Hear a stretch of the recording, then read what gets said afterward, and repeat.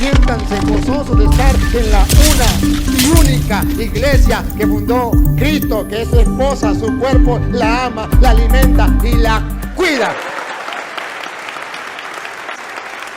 Por eso la iglesia dice no debe comulgar, pero si viene a comulgar, el cura como Cristo le da la comunión, pero no responde de lo que pase. No respondo, me lavo las manos. Al recibir la comunión, al recibir el pan, entró Satanás. ¿Y cuál era el problema? ¿Por qué entró Satanás? Mire el problema. Dale. Entonces Jesús le dijo. Pongan la lupa. ¿Cuál era el problema? ¿Qué le dijo Jesús? Ahí vemos el problema. Jesús le dijo: lo que vas a hacer, hazlo pronto. ¿Se lo traduzco en castellano? Este no tiene ningún arrepentimiento. Este sabe lo que va a hacer. Lo que vas a hacer, hazlo pronto. No hay arrepentimiento, no hay un cambio. Él sabía lo que iba a hacer. El que está viviendo en adulterio sabe lo que va a hacer. ¿Qué va a hacer? Esta noche me voy a acostar con la otra. El que vive en concubinato sabe lo que va a hacer. Me voy. Entonces, ¿para qué comulga? Que es mejor tranquilo, no comulgue. Pero yo quiero comulgar porque el cura de mi parroquia dijo que podía comulgar, pues vaya y comulgue. Judas comulgó. Pero tras de la comunión entró Satanás. Porque necesitamos tener una conversión. Si no hay una conversión, ¿para qué nos sirve? En castellano, ¿qué está diciendo la Biblia? La Biblia está diciendo en castellano que no basta con que usted reciba la comunión para salvarse. Que es necesario que usted tenga una sincera conversión. Que es necesario que usted examine su vida y diga: ya basta. Si yo voy a la Eucaristía es porque quiero ser cada día mejor y voy a hacer un propósito y voy a cambiar. Y mi pregunta es la siguiente: soy casado y estoy con mi esposa aquí. Si yo tengo otra mujer, padre, y tengo a mi esposa, soy casado por la Santa Madre Iglesia, ¿puedo comulgar? No, poder puede, pero no debe. Poder puede porque si usted se acerca, el Padre le va a dar la comunión, pero no debe comulgar.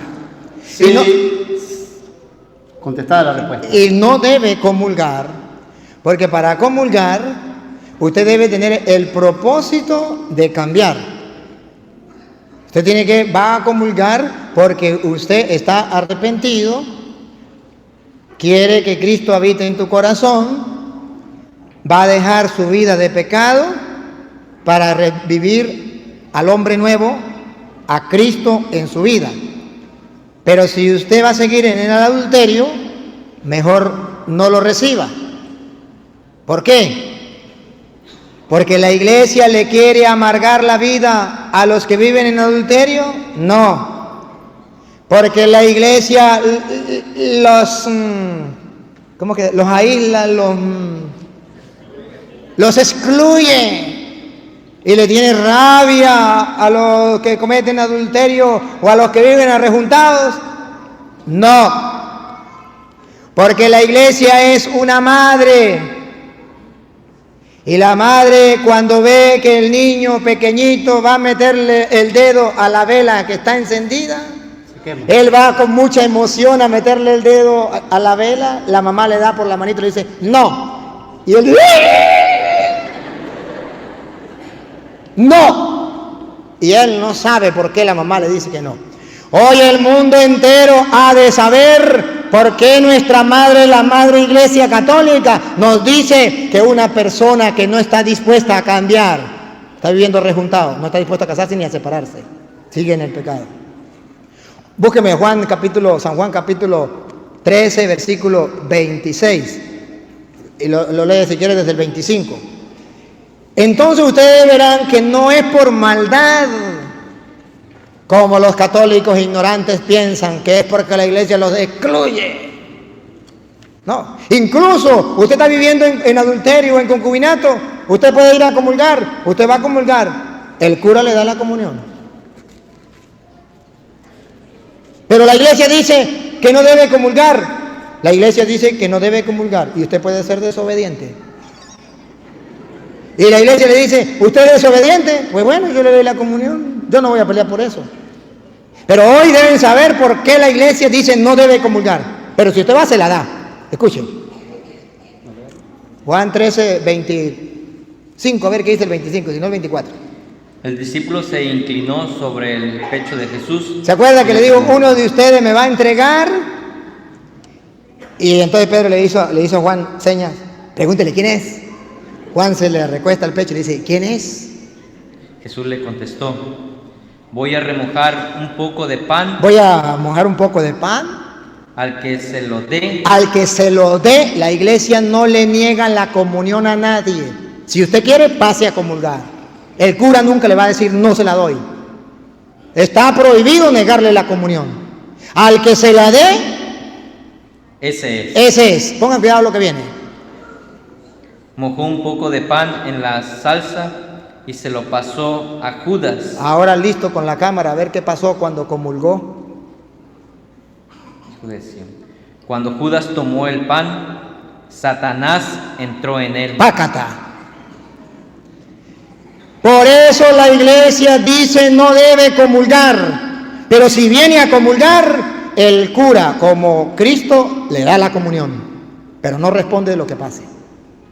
No respondo. Me lavo las manos. Al recibir la comunión, al recibir el pan, entró Satanás. ¿Y cuál era el problema? ¿Por qué entró Satanás? Mire el problema.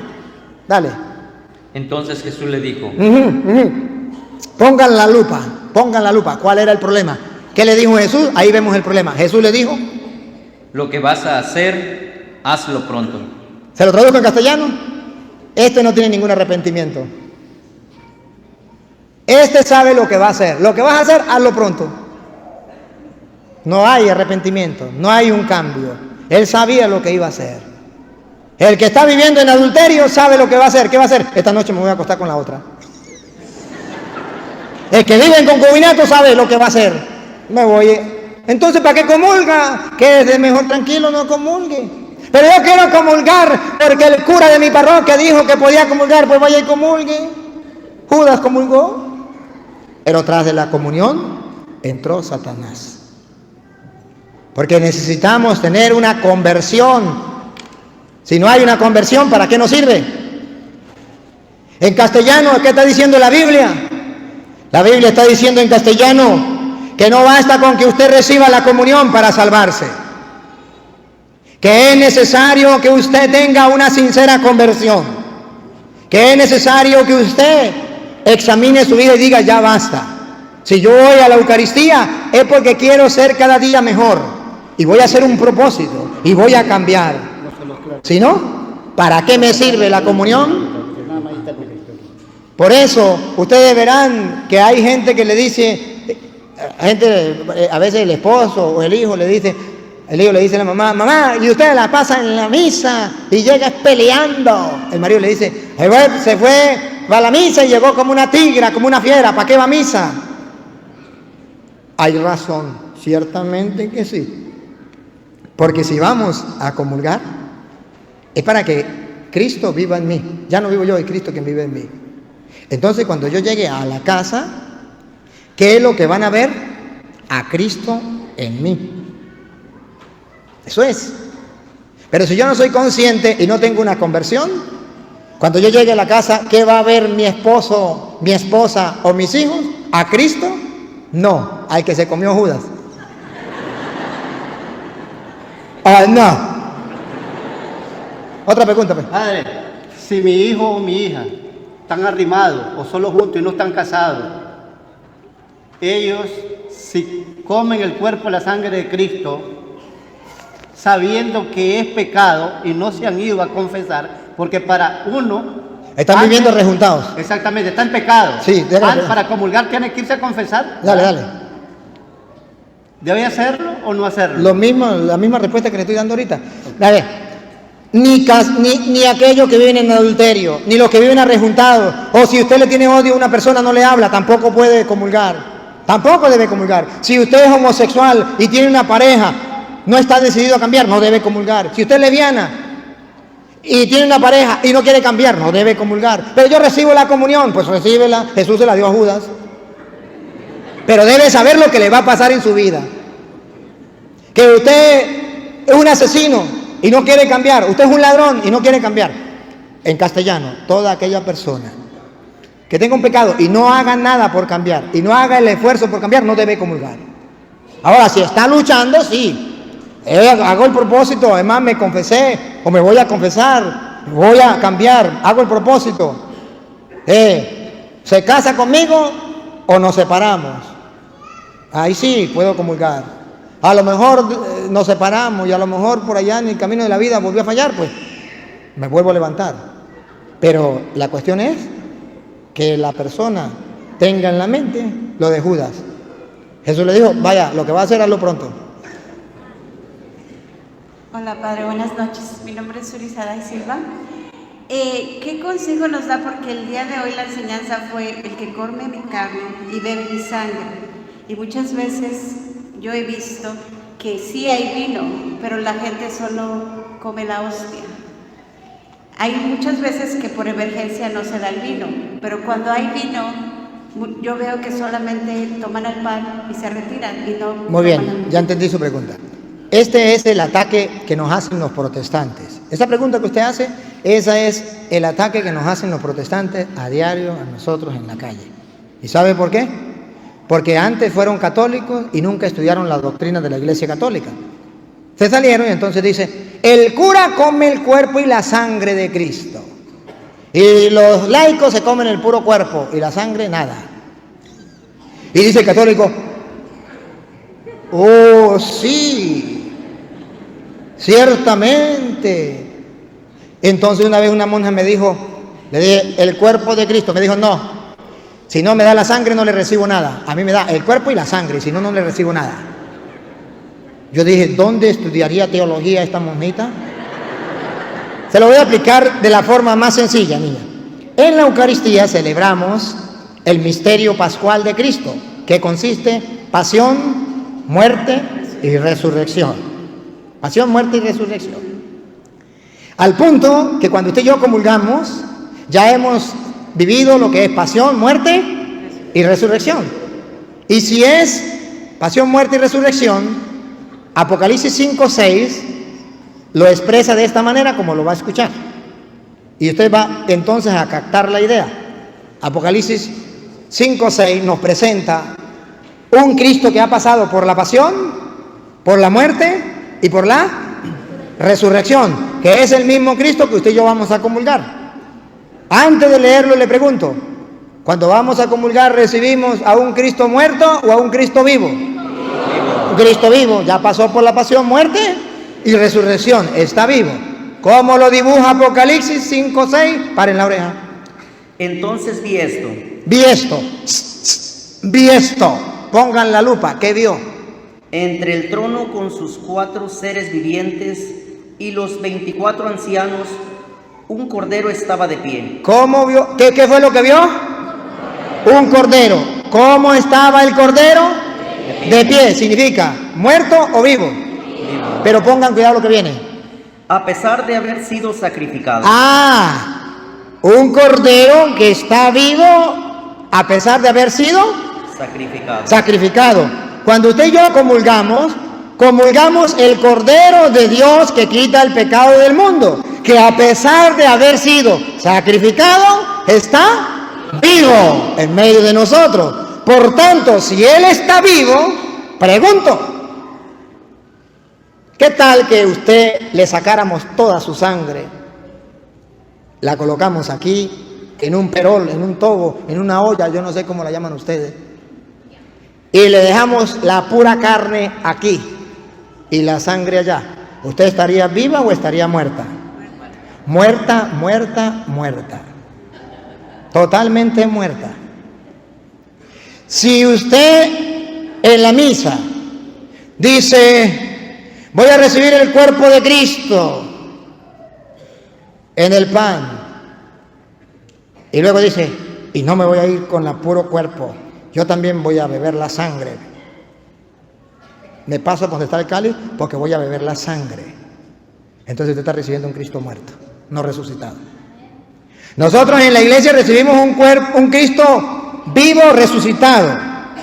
Ahora, no sé si ustedes han visto, y si no lo han visto, presten atención para que vean que en la misa Hay un momento antes del Cordero, cuando están cantando el Cordero, mientras ustedes cantan el Cordero, el cura agarra un pedazo agarra el pan, la hostia, lo parte, agarra un pedacito. Acuérdense de mí cuando vayan a misa. Agarra un pedacito, lo suelta en el cáliz y hace.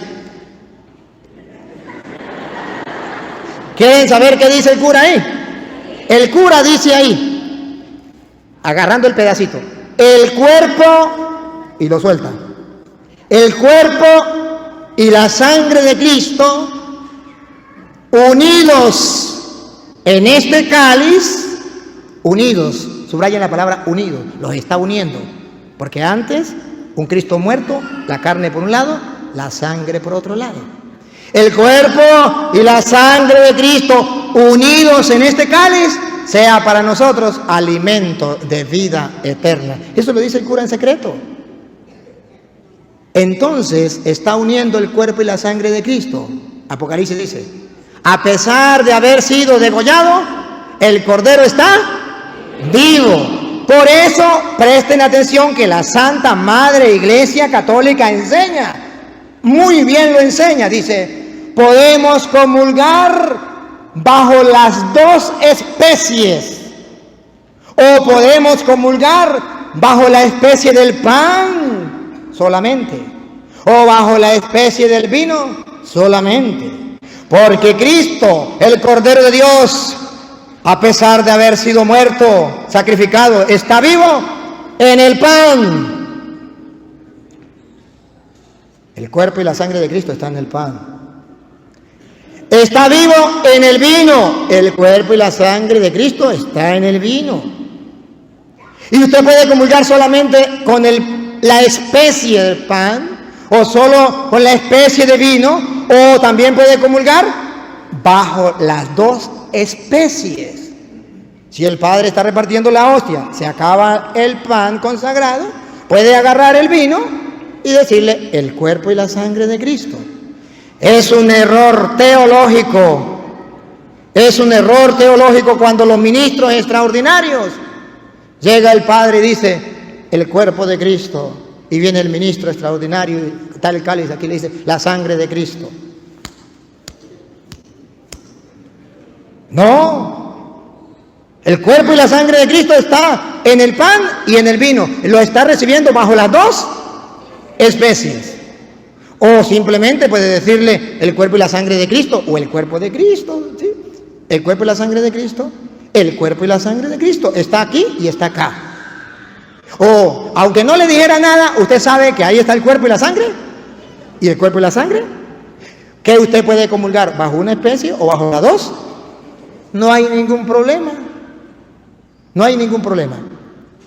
Pero los protestantes nos están diciendo, porque ellos no saben que Cristo está en el pan y que Cristo está en el vino, dice, ustedes comen la pura carne y el cura se come la sangre y la carne. No le dan a ustedes. La ignorancia es atrevida. Pero nosotros comulgamos a un Cristo vivo y resucitado. Su cuerpo y su sangre en el pan, su cuerpo y su sangre en el vino. El Cristo total, el Cordero de Dios, a pesar de haber sido degollado, está vivo en el pan y está vivo en el vino. Por eso no se formen problemas. Si en la iglesia le dan la opción de comulgar bajo las dos especies, comulgue bajo las dos especies. Si le dan solamente la opción de comulgar bajo la especie del pan, comulgue, pero crea que ahí está Cristo. Si le dan solamente la especie del vino, comulgue, ahí está Cristo. No hay ningún problema. Gracias.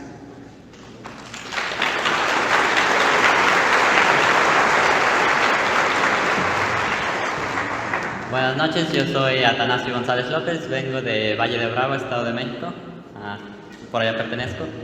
Mi pregunta, padre, sería, en conclusiones, surgió de un debate que usted tuvo con un protestante por redes sociales. Yo me pude, nos comunicamos agrediendo un poquito a la iglesia y yo salí en defensa, pero tocando un tema, hablábamos del bautismo. Ellos dicen que hay que predicarles y que se tienen que arrepentir y toda esa historia que ya sabemos de ellos, pero yo le comentaba que para nosotros, los católicos, la iniciación cristiana católica primero teníamos que ser bautizados. Para eso yo me basaba en lo que enseña la iglesia en Mateo capítulo 28, versículo 19.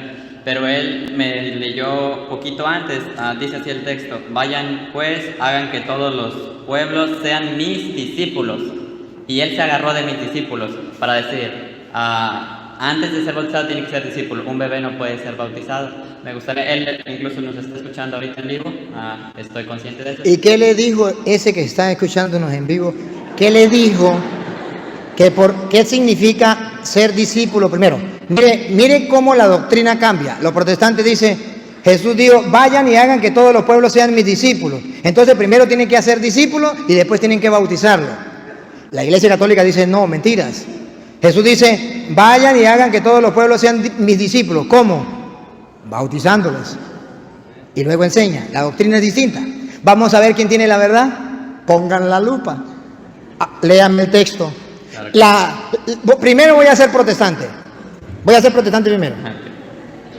Y después hago el papel de católico. Le voy a mostrar las dos doctrinas, las dos. Doctrina protestante. Dale. Vayan pues y hagan que todos los pueblos sean mis discípulos. Bautícenlos. Entonces quede claro, lo primero que hay que hacer antes de bautizarlo es que sea discípulo.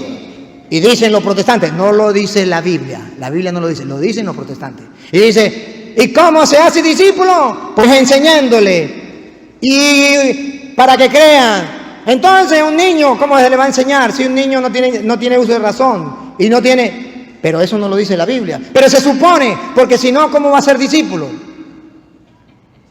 ¿Quieren que le tumbe esa mentira a los protestantes? Se la voy a tumbar. Para que ustedes vean que eso es mentiras. Porque si eso, ahí mismo está. Si eso fuera verdad, que se hace discípulo enseñando, vaya y hagan que sean discípulos, enséñenles y después bautícenlo, entonces que un protestante, ese que me está escuchando, me explique lo que viene. Ustedes van a ver lo que viene. Repítalo de nuevo, dale. Vayan pues y hagan que todos los pueblos sean mis discípulos. Ahí se supone que debió enseñarle. Se supone según el evangelio de los protestantes, no según el evangelio de Cristo, sino según el evangelio de los protestantes. Porque el evangelio de Cristo, ustedes van a poner la lupa para ver cuándo hay que enseñar. No cuando se está haciendo discípulo, como dice ahí. No, ustedes van a ver cuándo es que, a dónde mete la enseñanza. Si es después del bautismo o antes del bautismo para hacerlo discípulo. Vamos a ver. Otra vez, repítalo. Vayan pues y hagan que todos los pueblos sean mis discípulos. Siga. Bautícenlos en el nombre del Padre y del Hijo y del Espíritu Santo. ¡Listo con la cámara! Y enseñen. ¡Pácata! ¿Se dieron cuenta dónde encontramos el enseñar? Repítalo. Y enseñen. Después de que los bautice, enséñele. Entonces, los protestantes nos están cayendo a mentira cuando nos dice que la enseñanza va incluida, cuando dice, vayan y hagan que todos sean mis discípulos. Si ahí estuviera la enseñanza incluida, entonces no diría, vayan y hagan que todos los pueblos sean mis discípulos, bautícenles y enséñenles. Pero ya no dijo que lo enseñara antes. ¿Ahora comprenden por qué la Iglesia Católica dice otra cosa? Repítalo y vamos a ver qué dice la Iglesia Católica. Y enséñenles. No, la Iglesia Católica, otra vez. ¿Desde el principio? Sí. Vayan pues. Y hagan que todos los pueblos sean mis discípulos. Entonces la Iglesia dice, van a hacer que todos los pueblos sean mis discípulos. ¿Cómo? Bautícenlos en el nombre del Padre. Así comienza a ser discípulos, bautizando en el nombre del Padre. Y del Hijo y del Espíritu Santo. Y después que los bautice, para que sean verdaderos discípulos y bien formados. Y enséñenles. Ahora sí hay que enseñarle a cumplir todo lo que yo les he encomendado Ahora a ustedes. Comprende que la doctrina de la Iglesia Católica es bíblica porque está en la Biblia, y la doctrina de los protestantes no es bíblica porque es puro suposición, puro lógica, pero no está en la Biblia. Se lo estoy comprobando con la Biblia. Pero es que nadie puede ser discípulo si no ha sido enseñado. Ya va un momentico, respiren profundo, vamos a la vida normal. A ver, usted lleva al niño a la escuela.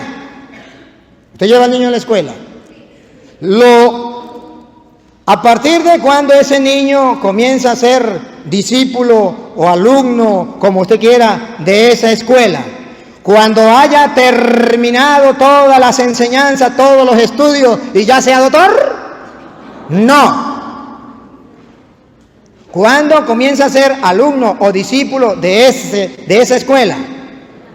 Cuando su papá y su mamá lo escriben y viene y lo escriben allí, lo registran y ese ya es alumno, discípulo de esa escuela. Ahora, ¿qué tiene que hacer? Ir a clase para recibir las enseñanzas, ¿o no? Porque si no, tenía que esperar que fuera doctor para decir, hasta ahora es discípulo. Hasta ahora, no, ¿cómo que hasta ahora? Ya es doctor. Es que los protestantes están engañados y engañan. Están engañados y engañan. Cuando nosotros nos hacemos discípulos de Cristo, no es solamente cuando recibimos la enseñanza, también cuando nos bautizamos, nos registramos en el libro de la vida, pasamos a ser cristianos, discípulos de Cristo. Somos cristianos, pertenecemos a Él. Pero ese es un gran problema de los hermanos separados que no saben para qué sirve el bautismo. Y nosotros sabemos para qué sirve. Si usted lee, por ejemplo, Gálatas 3:27, Gálatas 3:27, usted verá que el bautismo es una condición para registrarnos como cristianos, para pertenecer a Cristo, ser discípulo de Cristo.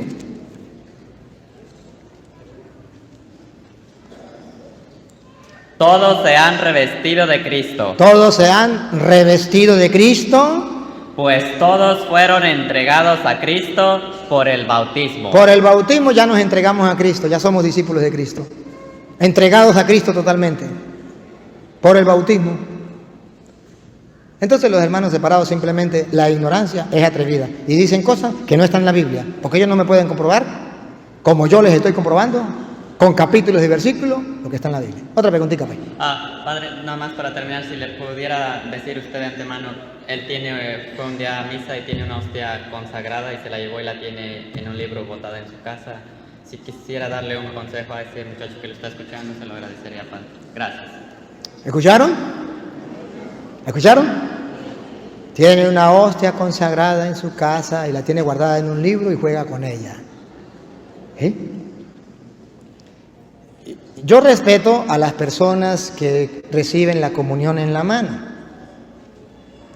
pero yo soy uno de los sacerdotes que no está de acuerdo que reciban la comunión en la mano. Ahora me dan la razón por qué no estoy de acuerdo. Puede ser que haya un sacerdote que esté de acuerdo que reciban la comunión en la mano, pero entonces ponga personas vigilantes para que no se lleven las hostias, para que no se lleven el cuerpo de Cristo a profanar. Debe saber que hay pecados reservados al Papa. Yo soy misionero de la misericordia, el Papa nombró muchos misioneros de la misericordia en el mundo, yo soy uno de esos, y nos mandó donde él quería ir, y nos dio la potestad de perdonar los pecados reservados a los obispos y los pecados reservados al Papa. Hay pecados reservados al Papa que no le puede dar la absolución, no debe dar la absolución el sacerdote ni el obispo. Ese pecado que ha cometido este hermano, de estar burlándose con la hostia, ningún sacerdote puede darle la absolución y ningún obispo le puede dar la absolución. Ese es un pecado reservado al Papa. Ese tendría que confesarse con el Papa o con un misionero de la misericordia. En este caso, conmigo o con otro aquí en Estados Unidos, no sé dónde haya un misionero de la misericordia. Aquí también hay misioneros de la misericordia, que no solamente, como algunos piensan que el Papa mandó los misioneros de la misericordia solamente en el año de la misericordia. Terminó el año de la misericordia y pensábamos que ya no íbamos a trabajar más en esto. Y dijo, todavía van a seguir trabajando. Ahorita este año fuimos y dijo, todavía no he pensado quitarles el trabajo, sigan trabajando. De modo que a esa persona le puedo decir que ha cometido un pecado muy grave Y ese pecado, si usted quiere ver dentro de la Iglesia Católica el tamaño de la gravedad de su pecado, es que cuando usted se vaya a confesar, si algún día se arrepiente, debe saber que debe hacerlo con el Papa, no con cualquier sacerdote o cualquier obispo, no, es un pecado reservado al Papa. O con un ministro, un misionero de la misericordia, porque el Papa le dio esa potestad. Ahora, si es en el momento en peligro de muerte, sí se puede confesar con cualquier sacerdote o con cualquier obispo. Ahí sí no hay ningún problema. Pero si es en peligro de muerte, cualquier sacerdote le puede dar la absolución. El Papa se ha reservado ese pecado. O, por ejemplo, si viene otra persona y se hace pasar por sacerdote y dice que celebra misa o que confiesa y se sienta a confesar y no es sacerdote, eso es otro pecado reservado al Papa. Pecado grave. Y yo le diría que se arrepienta de ese pecado. Para usted puede ser un juego, pero yo le estoy, como sacerdote del Dios Altísimo, diciendo que eso es grave y que todo católico debe estar atento, porque son muchos los que están profanando la hostia. Y ojo, escúchenme, ministros extraordinarios de la Eucaristía, esta piedra va para ustedes. Pero hay ministros extraordinarios de la Eucaristía culpables de que se esté faltando el respeto a Cristo. Y como misionero de la misericordia, voy a decir el pecado, pero no al pecador. Hay muchos ministros extraordinarios que se están llevando la hostia para su casa y están haciendo lo mismo que él. Lo único que a lo mejor no la profanan. Podría ser, quién sabe. Y hay muchos ministros extraordinarios que le dice a la señora de la casa: ay, a mí me da pereza venir mañana a traerle la comunión al enfermo. Ahí le dejo eso, mañana usted se la da. ¿Quién le dio esa enseñanza tan teológica? ¿Cómo Satanás se está burlando? Y en algunos casos que he tenido que atender como misionero de la misericordia, saber que ministros extraordinarios han llegado a venderle la hostia consagrada a los brujos para hacer barbaridades con ella por unos dólares. Ministros extraordinarios deben tener el respeto hacia el Señor, y si no, sálgase de ahí. Si no sabe lo que tiene en las manos, sálgase de ahí. Es algo muy delicado. Si la iglesia te da ese encargo, esa misión, ándale, cúmplala, pero como debe ser. Y aprende a cuidar. El ministro extraordinario no es solamente para repartir la comunión, sino también para estar pendiente qué hace la gente con la comunión y para que se respete. En conclusión, estás en un pecado mortal. Estás faltándole el respeto a Jesucristo en el pan consagrado. Y es un pecado grave. El día en que se vaya a confesar, debe hacerlo con un misionero de la misericordia, y si puede hacerlo lo más antes posible, mejor. Y si no, se la arreglará con Dios el día en que se muera.